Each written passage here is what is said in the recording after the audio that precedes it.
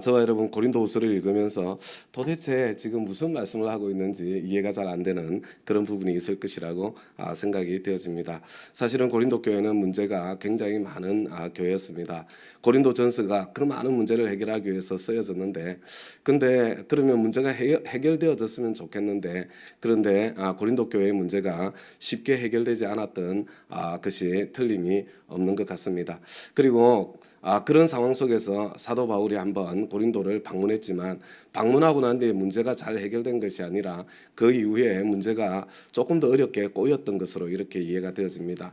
그리고 그 다음에 아주 간절한 눈물의 편지를 보내게 되고, 그 눈물의 편지를 받고 난 뒤에 고린도 교회는 이제 치리를 하지 않을 수 없는, 이제 그 문제를 이제 다른 방식으로 해결하려다가 아주 이렇게 참 단호한 치리를 행하게 되는 그런 일이 일어나게 되었고, 그리고 난 뒤에 이렇게 고린도 후서가 쓰여진 것으로 전체적으로 과정을 생각을 하시면 될 것 같고요. 그런 과정 속에서 이제 원래 사도가 고린도 교회를 다시 방문하겠다고 약속을 했었는데, 중간에 다시 방문하지 않고 이제 눈물의 편지를 보내는 것으로 대신하였기 때문에, 바울을 공격하던 사람들 중에 어떤 사람들은 이 사람 계속해서 변덕을 부리고 말을 바꾸는 사람이니까 믿을 수 없는 사람이다, 사도권을 흔드는 그런 통로로 삼았던 사람들이 있었던 것처럼 이렇게 보여집니다. 그래서 그런 상황 속에서 거기에 대해서 해명도 하고, 그리고 또 그 상황 속에서 고린도 교인들이 어떻게 헤쳐나가야 될지 안내도 하는 그런 내용이 고린도후서라고 전체적으로 한번 생각을 해보시면 될 것 같습니다. 우리 어저께 1장 말씀을 함께 살펴보았는데, 1장에서는 11절까지는 그냥 인사말이라고 생각을 하시면 됩니다. 그런데 인사말을 하면서 나는 하나님께서 사도로 불러주신 사람이다, 그리고 난 뒤에 계속해서 위로에 대해서 참 말씀하고 있는 것을 보게 되죠. 위로를 반복하는 것은 그만큼 위로가 필요한 엄청난 고난과 시련 가운데 있었다는 것을 의미하는 것이고, 그리고 아주 구체적으로 나는 정말 살 소망이 끊어질 만큼 정말 실제로 죽은 바와 다를 바가 없구나, 그런 생각이 들 만큼 그렇게 힘들고 어려운 환경과 상황 속에서 복음을 전하는 참 전도자로서의, 사도로서의 사명을 다하고 있다, 이것을 말하고 난 뒤에 어저께 우리가 함께 살펴보았지만 12절부터가 이제 사도 바울이 해명하고 있는, 설명하고 있는 내용입니다. 누군가 이제 나를 오해할 때, 사실은 사도 바울조차도 참 사람들이 오해를 하고 있지 않습니까? 사도 바울조차 오해하는 것이 아니라 우리가 성경을 읽어보면 예수님조차도 오해하는 사람들이 얼마나 많았습니까? 저와 여러분이 주님의 길을 걸어가면서 때때로 사람들에게 오해를 당하는 거, 이거 조금 더 이상한 일이 아니고 그냥 그런 일이 있으면 그냥 당연한 것으로 받아들여야 됩니다. 그 오해를, 주님도 오해를 당하셨는데 뭐 우리가 뭐라고 오해 좀 당하는 게 뭐 억울해 죽겠다, 그렇게 난리칠 일이 절대로 아닌 거죠. 그런데 내가 이제 참 주님의 길을 걸어가는 상황 속에서 무엇인가 참 답답하고 황당한 오해를 당할 때 사도는 어떻게 하고 있습니까? 일단 한 번은 해명하는 겁니다. 한 번은. 왜 한 번은 해명해야 되냐면, 변명하기 위해서 해명하는 것이 아니라, 참 공동체 가운데 일부가 참 오해를 하고 있다고 하더라도 모든 사람이 오해하고 있는 게 아닙니다. 제대로 상황을 보고 있고, 그 다음에 또 이렇게 그 하나님의 참 일을 하는 그 사람을 좋아하고 지지하고 사랑하고 함께 동력하는 사람들도 많이 있거든요. 여러분, 이렇게 언제나 그런 겁니다. 여러분, 우리 예를 들면 기독교 이렇게 전도를 할 때 변증을 하는 전도를 하지 않습니까? 근데 이 변증을 하는 전도는요, 예수 안 믿는 사람한테 아무 도움이 안 돼요. 왜 그러냐면, 여러분 한번 생각해보세요. 변증을 한다는 것은 논쟁을 하는 건데, 변증을 해서 내가 지면 어떻게 돼요? 그럼 난 진 거예요. 복음 안 전해지는 거잖아요. 반대로 내가 이기면 어떻게 돼요? 그 사람이 저 말이 맞구나, 그러고 예수 믿게 되던가요? 그런 일 없습니다. 여러분, 말싸움하면요, 진 사람들은 이를 갈게 되어 있습니다. 그냥 다음에는 그 말을 이기기 위한 온갖 다른 참 증거들을 찾아가지고 더 큰 싸움이 벌어지죠. 그래서 원래 이 논쟁이나 변증은 복음 전하는 데는 아무 도움이 안 되는 거예요. 그런데 이 변증이 도움이 되는 거는 이미 예수 믿기로 결심한 사람들, 그래 맞아, 우리 복음은 말이 되는 거야, 이렇게 심어주는 거잖아요. 맞습니다. 오해당한 상황 가운데서 사실을 알려주는 것도 마찬가지예요.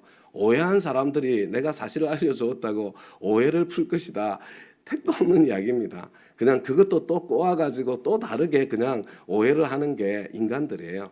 그렇지만 오해를 하지 않고 상황을 알고 있었던 사람들에게는 아, 그래. 그래서 이런 일이 펼쳐졌구나. 그래서 이렇게 그 오해로 인해서 생기는 분란에 휘둘리지 않도록 도와주는 그런 역할을 하는 거죠.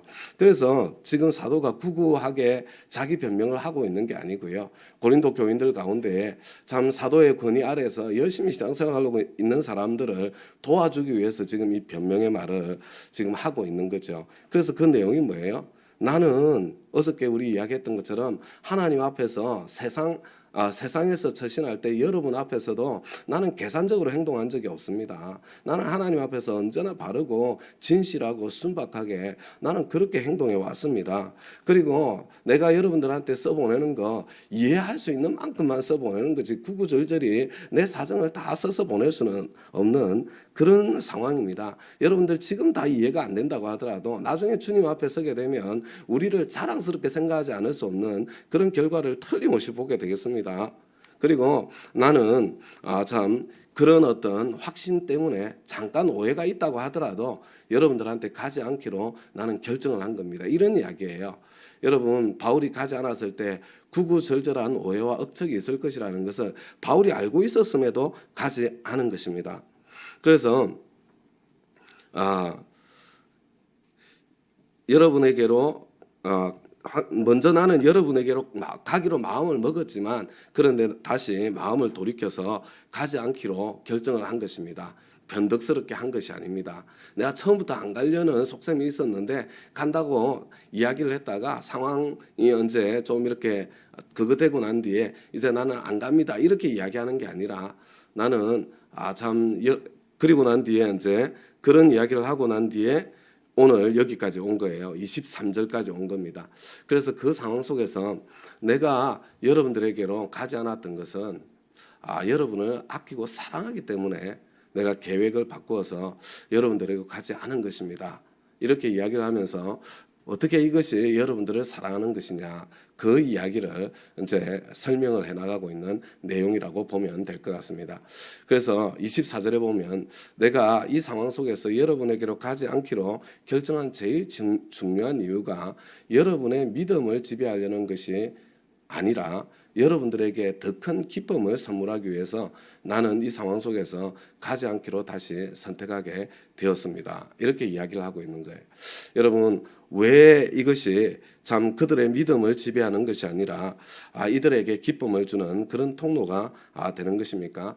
그러면서 이제 1절에서 이렇게 이야기하죠. 2장 1절에서 여러분에게 또다시 아픔을 주지 않아야 하겠기에 나는 여러분에게로 가지 않기로 결심하였습니다. 이렇게 이야기를 하는 거예요. 이게 뭐냐면 고린도 전서를 쓰고 상황이 악화되고 그것을 해결하기 위해서 바울이 고린도를 다시 방문하고 그러면서 문제를 해결하려고 했는데 그 가운데 고린도 교인들이 크게 아픔을 겪었던 것 같습니다.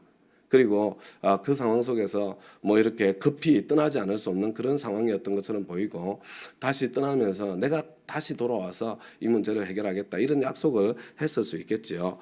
그런데 내가 다시 이렇게 돌아오려고 하는 그런 상황 속에서 이미 한번 여러분들이 큰 아픔을 통과했는데 또다시 아픔을 주게 되는 그런 일이 생길까 봐 내 마음속에 염려가 있었고 그래서 여러분들에게 내가 직접 가지 않기로 선택을 하고 편지를 써보내게 된 겁니다. 지금 그 이야기를 하는 거예요. 눈물의 편지를 보내게 된 거죠. 그러면서 만약에 내가 뭐 여러분을 다시 찾아가서 이제 왜 또다시 아픔을 준다고 이야기를 했냐면 이번에 왔을 때는 진짜 사도 바울이 강력하게 치리를 하지 않을 수 없는 사도의 권위로 정말 강력한 치리를 해야 되는 그런 상황이 되는데 그래서 이제 실제로 치리를 해가지고 여러분을 마음 아프게 하더라도 그런데 정말로 내 마음을 기쁘게 해줄 사람은 내 마음을 아프게 해서 지금 치리를 당한 그 사람이 회개를 하고 돌아오는 것을 보아서 내가 기쁨을 얻게 되어야 그래야 내가 그 가운데 기뻐할 수 있을 텐데 혹시라도 그냥 치리로 끝나버리고 그냥 돌이키고 회개하는 모습을 끝까지 보지 못하게 될 것에 대한 이렇게 뭐라고 그럴까 사도 바울이 한편으로는 아주 단호하면서도 마음이 한편으로는 굉장히 여린 겁니다. 그런 상황을 참 그 가운데 모두가 자기도 힘들어하고 모두가 힘들어하는 그 과정에 대한 이 염려가 마음속에 있었던 것 같습니다. 그래서 내가 편지로 여러분들한테 쓴 것은 이런 편지가 바로 고린도전서와 후서 사이에 보내진 눈물의 편지거든요. 내가 이렇게 이 뭐라 그럴까 가서 치리를 했을 때 회개해야 될 그 사람에게서 내가 이 사람이 회개하지 않아서 참 일어나는 또 다른 많은 아픔의 일들을 함께 이렇게 그 자리에서 통과하는 대신에 이 편지를 통해서 참 그것을 해결하기 위해서 보낸 것입니다. 왜냐하면 내가 그 가운데서 또 괴로워하고 힘들어하는 것을 보면 여러분들 가운데 대부분이 나의 그 괴로움 때문에 함께 또 괴로워하게 될 것이라는 것이 나에게 뻔하게 느껴졌기 때문입니다. 이런 이야기를 하는 거죠. 그래서 나는 몹시 괴로워 걱정하는 마음으로 많은 눈물을 흘리면서 여러분에게 이 편지를 쓴 건데 여러분 마음을 아프게 하려고 한 것이 아니라 얼마나 극진히 사랑하는지 그것을 알려주려고 이 편지를 썼습니다. 그러면서요, 이 편지의 내용이 뭐냐면 치리하라는 거예요.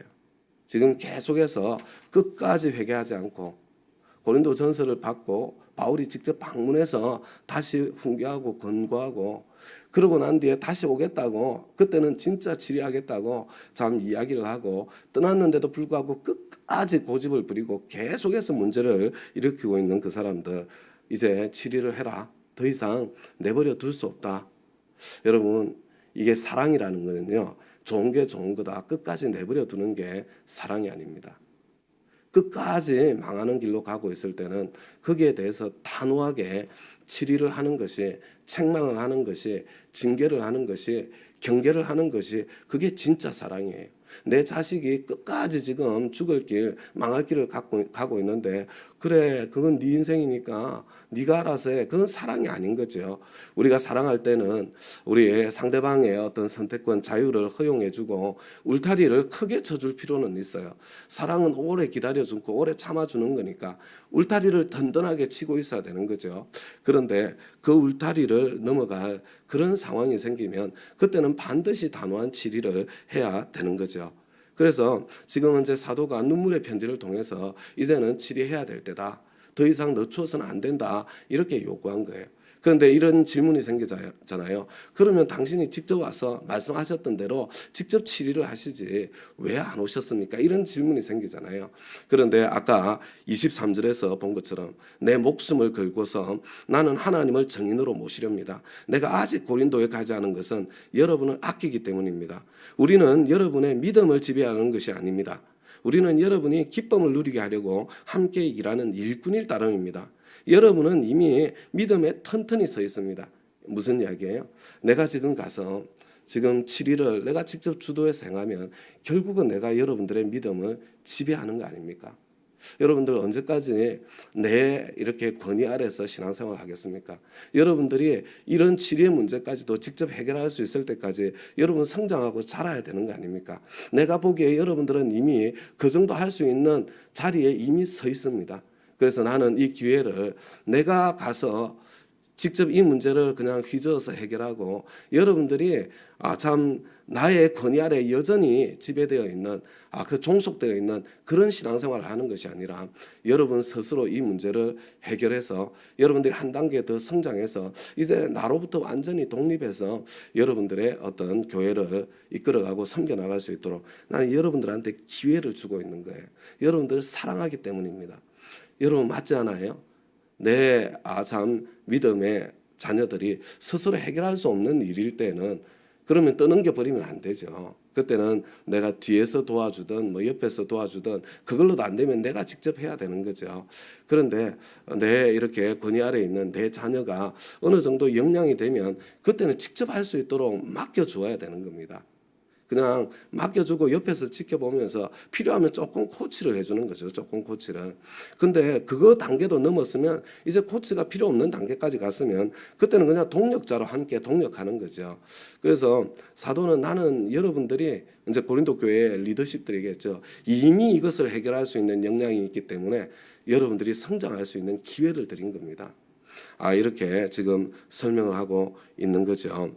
그래서 이제 이 그 치리를 요청하는 이제 이 명하는 이 편지를 받고 난 뒤에 6절에 보면 이렇게 돼 있죠. 여러분 5절을 보세요. 누가 마음을 아프게 하였다면 실은 나를 마음 아프게 한 것이 아니라 과장하지 않고 말해서 어느 정도 여러분 모두를 마음 아프게 한 것이라 하겠습니다. 그저 교회 공동체 안에서 사도 바울을 공격하는 그 사람들, 참 바울을 힘들게 한 것뿐만 아니라 공동체를 어지럽게 하고 힘들게 한 것이 사실이었고, 여기서 여러분 모두라고 이야기하는 것은 사도는 이제 그런 한편으로는 그런 확신이 있는 거예요. 고린도 교회 대부분 성도들 대부분은 지금 그런 상태가 아니라는 걸, 일부 이렇게 목소리 큰 사람들에 의해서 일어난 문제라는 것을 어느 정도 확신하고 있었기 때문에 이렇게 쓴 거죠.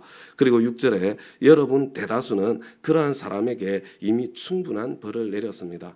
그 공동체 전체가 치리를 했다는 겁니다. 대다수가. 그래서 뭐 이게 어떤 치리였을까? 가장 강력한 치리였다면 아마 출교였을 겁니다. 아예 그 공동체 밖으로 쫓아내버리는 거죠. 그냥 더 이상 이 성찬식을 중심으로 하는 예배에 참여하지 못하도록 그렇게 막은 그 정도가 되었을 것이고, 그리고 그런 사람들은 아마 믿음의 공동체에서는 마치 왕따를 당한 것 같은 그런 극심한 참 어려움을 겪게 되지 않았을까, 이런 생각을 하게 되는 거죠.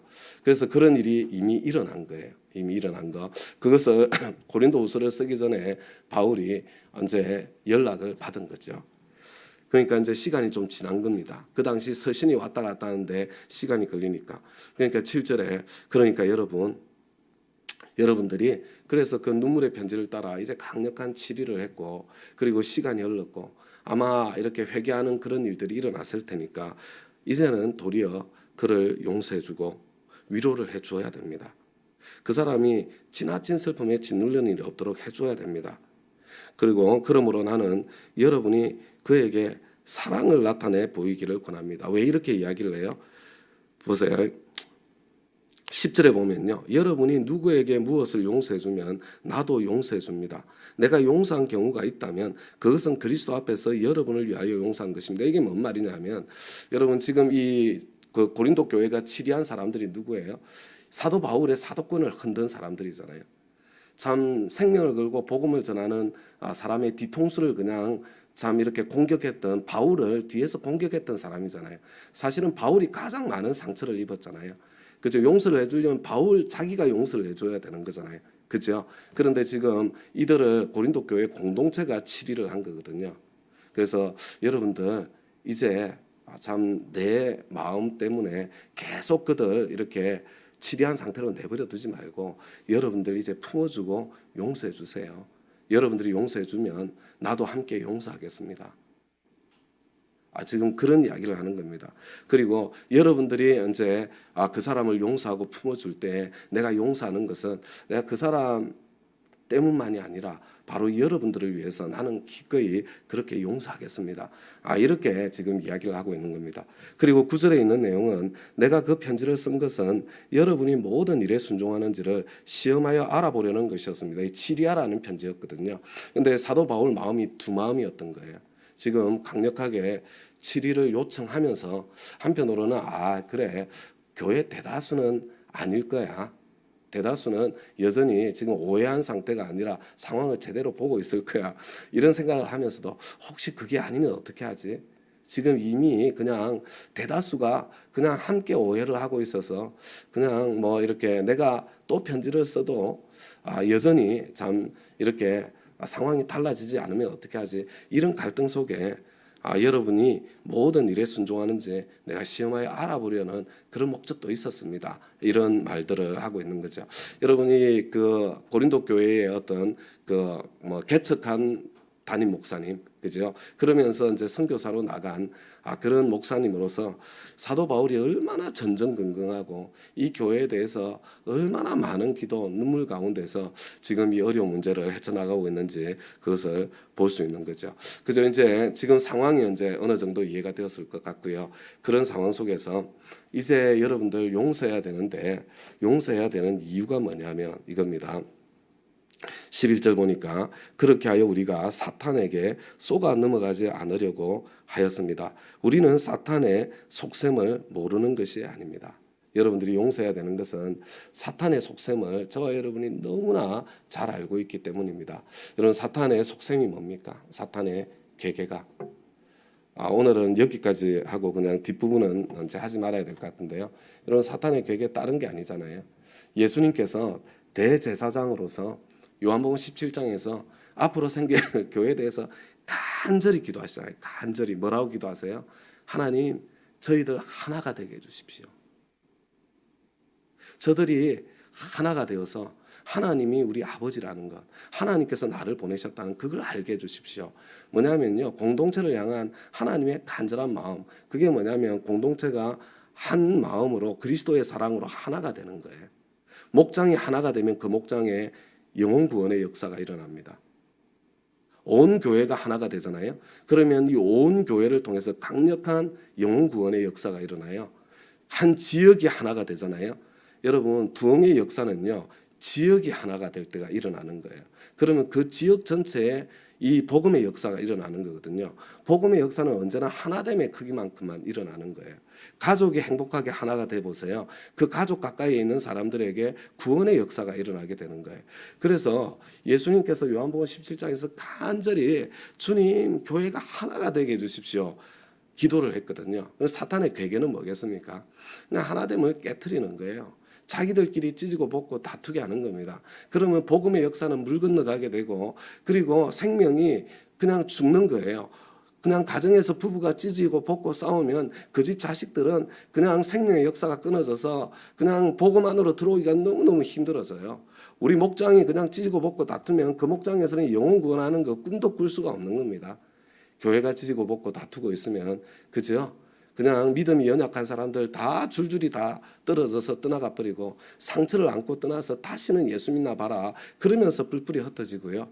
그 공동체를 통해서 영혼 구원의 역사는 안 일어나는 거예요. 우리가 사탄의 괴계를 모르는 것이 아닙니다.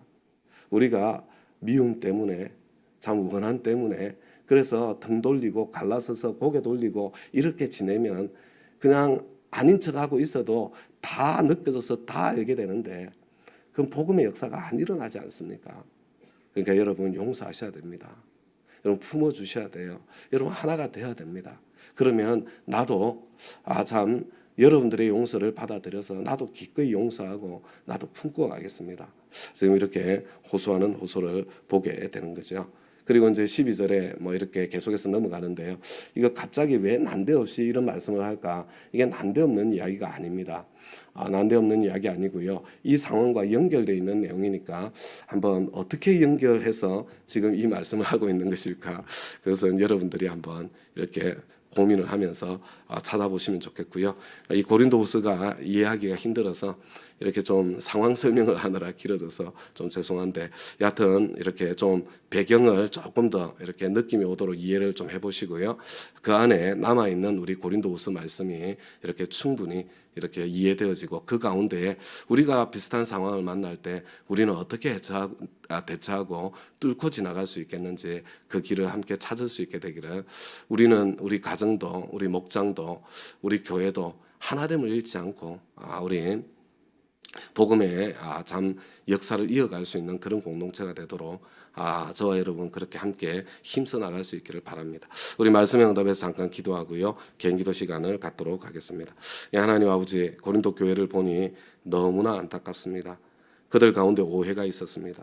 그 오해는 다른 것이 아니라 그들의 지도자였던 그리고 그들이 또 복음을 위해서 파송했던 바울을 참 오해하고 공격하면서 공동체 전체에 갈등이 생기고 어지러움이 생겼던 그 안타까운 상황을 보게 됩니다. 그 안타까운 상황, 마귀가 역사하고 있기 때문에, 악령이 역사하고 있어서 쉽지 않게 해결되지 않는 그런 모습, 사도 바울조차도 쉽게 해결하지 못했던 그 안타까운 상황을 저희들이 살펴보았습니다.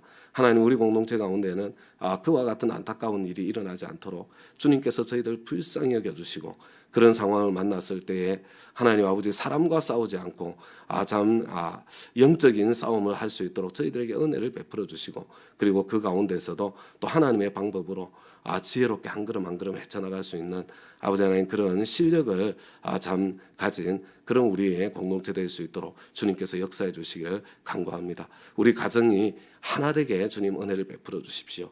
우리 참 목장이 오해로 참 분열하고 갈등하지 않을 수 있도록 주님 지켜주시옵소서. 우리 교회가 아버지의 오해로 분열하고 갈등하지 않을 수 있도록 하나됨을 지킬 수 있도록 주님 역사해 주십시오. 그리고 주님 강력한 복음의 역사가 우리 다운교회를 통해서 계속해서 흘러갈 수 있도록 도와주시고, 주님 온 지역이 하나가 되면 지역에 부흥이 일어날 텐데, 하나님 우리 또 다운교회는 우리 지역의 형제교회들이 하나가 되도록 하는데 작은 힘이라도 보태고 주님의 부흥을 가져오는, 지역적인 부흥을 가져오는 그런 통로도 될 수 있도록 하나님께서 은혜를 베풀어 주시고 도와주시기를 간절히 구하고 소원합니다. 저희들이 새벽에 가지고 있는 간절한 기도의 제목들 주님 기억하여 주시고 하나님의 기적으로 저희들 만나 주시고 응답하여 주시옵소서. 감사드리며 예수님 이름으로 기도드리나이다. 아멘. 아멘.